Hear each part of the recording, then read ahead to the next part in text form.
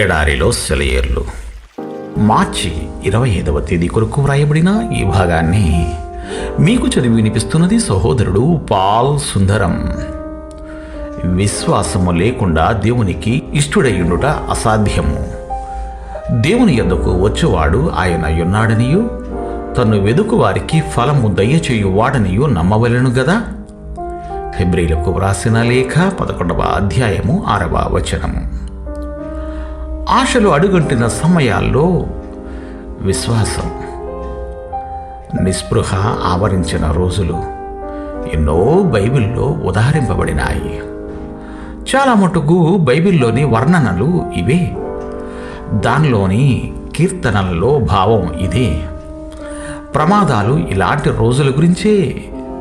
ఎన్నో సత్యాలు వెలికి రావడానికి కారణాలు ఇలాంటి సమయాలే. ఇరుకుల్లోనే వెలుగు నిండిన విశాలత వెలిసింది. మనిషికి జ్ఞానబోధ చేయడానికి ఇవి దేవుడు కల్పించుకున్న అవకాశాలేమో అనిపిస్తుంది. 107వ కీర్తనలో పాత నిబంధన కాలంలో ఒకసారి ఇశ్రాయేలీయులు చేసిన ఉత్సాహగానం రాయబడింది.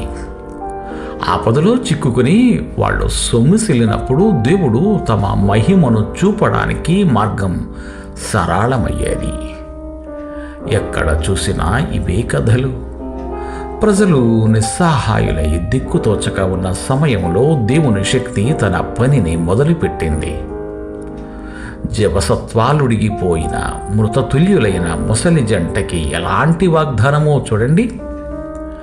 నీ సంతానం ఆకాశంలో చుక్కల్లాగాను సముద్రం ఒడ్డునున్న ఇసుక రేణువుల్లాగాను అవుతుంది. ఎర్ర సముద్రం దగ్గర ఇశ్రాయేలీయుల రక్షణ, యొర్దాను నదిలో యాజకుల కాళ్ళు మునిగిన తరువాత నది దేవుని మందసానికి దారి ఇచ్చిన వైనాలను మరోసారి చదవండి.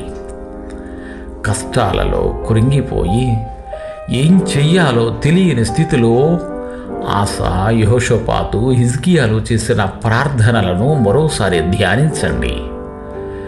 నెహెమ్యా, దానియేలు, హబక్కుకు, హోషేయల చరిత్ర నెమరువేయండి. గెత్సెమని తోటలోని ఆ చీకటి రాత్రిలో సంచరించండి.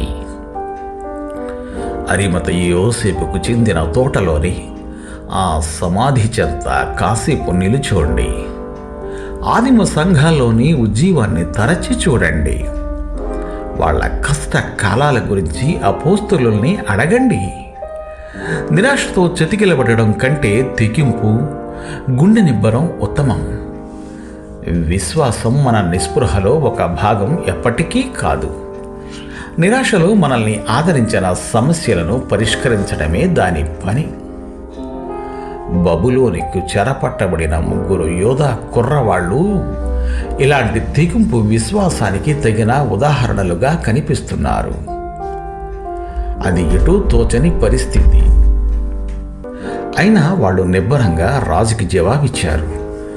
మేము కొలిచే మా దేవుడు ఈ మండే అగ్నిగుండం నుండి మమ్మల్ని కాపాడగల సమర్థుడు. నీ చేతిలో నుండి మమ్మల్ని తప్పిస్తాడు. ఒకవేళ ఆయన అలా చేయకపోయినా ఇది మాత్రం గుర్తుంచుకో, నీ దేవతలకి కానీ నువ్వు నిలబెట్టించిన ఈ బంగారు ప్రతిమకి కానీ మేము సాష్టాంగ పడము. ఒకవేళ ఆయన అలా చెయ్యకపోయినా అనడం ఎంత బాగుంది.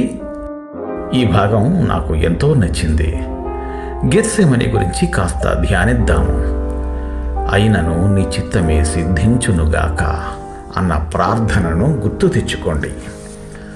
సాధ్యమైతే అయినను మన ప్రభు అంతరంగంలో చిమ్మ చీకటి. విధేయత అంటే ఏమిటో తెలుసా? రక్తం కారేంత వరకు శ్రమ, పాతాళ కోపంలో దిగినంత చీకటి ఎదురైనా ప్రభువా నా ఇష్ట ప్రకారము కాదు, నీ చిత్తమే కానిము అనగలగడం. కష్టకాలంలో నిబ్బరాన్ని ఇచ్చే విశ్వాస గీతాన్ని ఆలపించండి. చెరసాల గోడల్లాగా ఆపదలు, ఆటంకాలు అడ్డుపడితే చెయ్యగలిగినంత చేసి నేను చేతకానిది నీకు వదిలేను.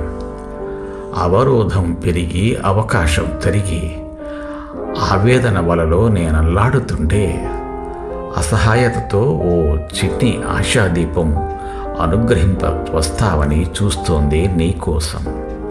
దేవుడు మిమ్ము దీవించుగాక. ఆమెన్. ఆమెన్.